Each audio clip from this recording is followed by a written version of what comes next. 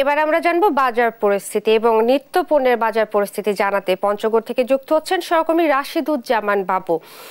বাবু, কেমন দেখছেন নিত্য পণ্যের বাজার পরিস্থিতি, দরদাম কেমন এবং ক্রেতা বিক্রেতারা কি বলছেন? ধন্যবাদ আপনাকে। আপনি যেমনটি বলছিলেন, আসলে ঈদের পরে থেকে আসলে মুরগির বাজারে কিছুটা স্বস্তি মিলল, কিন্তু আসলে গরুর মাংস, ছাগলের মাংস, ডিম এবং মাছের এবং সাথে কিন্তু সবজির বাজারের যে অস্থিরতা সেটি কিন্তু এখনো কিন্তু কাটেনি। অর্থাৎ যতই দিন যাচ্ছে ততই কিন্তু আসলে সবজির বাজারের যে উত্তাপ, সেই উত্তাপ কিন্তু আসলে আমরা দেখতে পাচ্ছি যে দিনে দিনে কিন্তু বৃদ্ধি পাচ্ছে।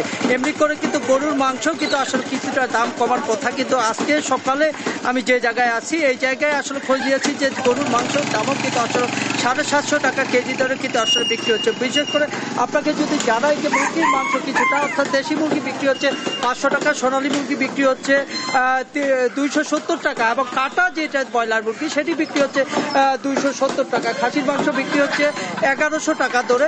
এমনি করে কিন্তু আসলে মাছের বাজারে কথা বলি, যদি মাছের বাজারে কিন্তু আসলে দাম কিন্তু অনেক বৃদ্ধি পেয়েছে। বিশেষ করে রুই, কাতল যেগুলো মাছ বলি, সেই মাছগুলো কিন্তু আমরা দেখেছি যে আসলে প্রায় 350 থেকে 400 টাকা কেজি দরে কিন্তু আসলে বিক্রি হচ্ছে। অর্থাৎ ঈদকে যখন মানুষের মাংস খেতে খেতে মুখ অন্যদিকে চলে গেছে, সেই ক্ষেত্রে কিন্তু মাছের দিকে, সবজির দিকে মানুষ কিন্তু বেশি ধাবিত হয়েছে। সেই তুলনায় কিন্তু আসলে সবজির বাজার এবং মাছের বাজার, আমরা গতকালকে যদি খবর নিই, আলুর বাজারে আলু প্রায় বিক্রি হচ্ছে 60 থেকে 65 টাকা এবং পেঁয়াজের কেজি কিন্তু 80 টাকা ধরে, মরিচের কেজি কিন্তু 120 টাকা ধরে। এমনি করে কিন্তু কল্লার কেজিও যদি বলি সেটিও 60 টাকা, কায়তার কেজি সেটি বিক্রি হচ্ছে 40 টাকা করে, 40 টাকা। এমনি করে কিন্তু প্রত্যেকটি সবজি, বিশেষ করে শাকের ক্ষেত্রে যদি বলি, শাকেও কিন্তু দাম কিন্তু বৃদ্ধি পেয়েছে বলে আমরা গতকালকে দেখেছি। এদিকে ক্রেতাদের সাথে আমরা কথা বলেছি, ক্রেতারা আমাকে যেমনটি জানিয়েছে যে আসলে বাজারে বা মনিটরিং ঠিকমতো না থাকার কারণেই কিন্তু আসলে বাজারের যে উদ্যোগগামী সেটি কিন্তু অব্যাহত রয়েছে। অর্থাৎ ব্যবসায়ীরা কিন্তু বলছে যে আসলে গরুর দাম এবং ছাগলের দাম বৃদ্ধি, যেই কারণে কিন্তু আসলে বাজারে এসব জিনিসের দাম বৃদ্ধি। এদিকে সবজির কথা যদি বলি, সবজির কথা বলছে যে আসলে যারা বিক্রেতা তারা বলছে যে আসলে অতি বৃষ্টির কারণে কিন্তু আসলে সবজি নষ্ট হয়েছে, যেই কারণে কিন্তু আসলে বাজারে উৎপাদন কম, সেই কারণে কিন্তু আসলে দামের ক্ষেত্রে কিছুটা বৃদ্ধি পেয়েছে।